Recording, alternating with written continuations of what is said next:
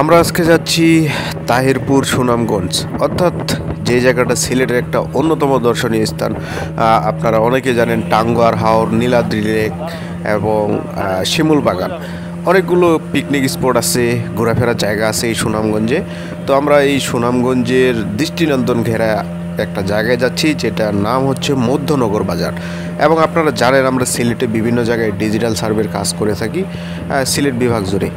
তাই আমাদের কাজের সাথে এমন এমন এলাকায় যেতে হয় যেটা অনেক দুর্গম হয়। তো আজকে যেমন আমরা সকাল প্রায় 8টা সাড়ে 8টার দিকে সিলেট সদর থেকে বাসে করে রওনা হই। এরপর সুনামগঞ্জ থেকে তাহিরপুর পর্যন্ত সিএনজি যোগে, এরপর তাহিরপুর থেকে স্পিড বোটে প্রায় 50 মিনিটের ভ্রমণ শেষে আমরা আমাদের গন্তব্য স্থানে পৌঁছাই। তো এই বাসের জার্নি, সিএনজির জার্নি থেকে সবচেয়ে ইন্টারেস্টিং যে বিষয়টা ছিল সেটা হলো এই স্পিড বোটের জার্নি।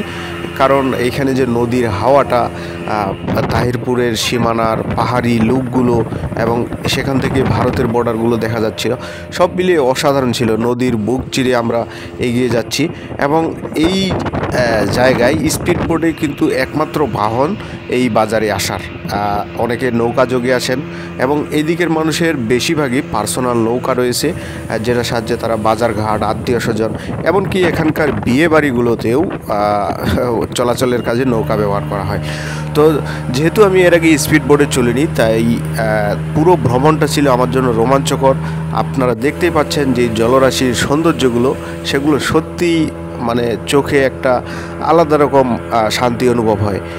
হাওরের মাঝখানে চারদিকে পানি এবং এই এলাকাগুলো কিন্তু নদী কেন্দ্রিক এলাকা, কিন্তু বর্ষার সময়ে চারপাশে পানিতে কানায় কানায় ভরে যাওয়ার ফলে রাস্তাগুলো খুব সহজ হয়েছে, মানে অল্প সময়ে কোনাকুনিভাবে এক জায়গা থেকে আরেক জায়গায় যাতায়াত করা যায়। এছাড়া গ্রীষ্ম সিজনে কিন্তু এই এলাকায়ও নৌকা চলাচল করে, তবে সেটা নদী কেন্দ্রিক, অর্থাৎ নদীর গতিপথ যেদিক দিয়ে গেছে সেদিক দিয়ে কেবলমাত্র নৌকা চলাচল করতে পারে।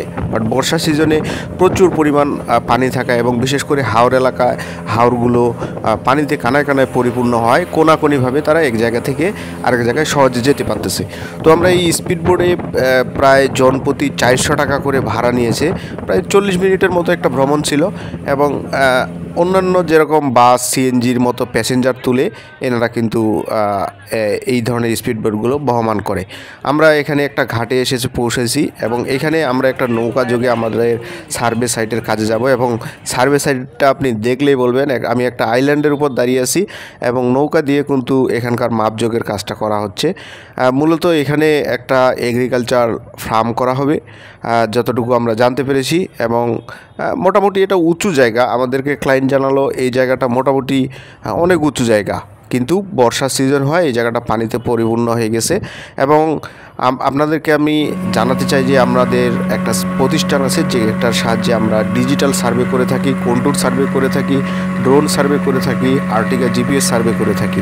অর্থাৎ আপনার বসতবাড়ির জায়গা পরিমাপ হতে যে কোনো ধরনের ডিজিটাল মাপের জন্য আমাদের সাথে আপনি যোগাযোগ করতে পারেন।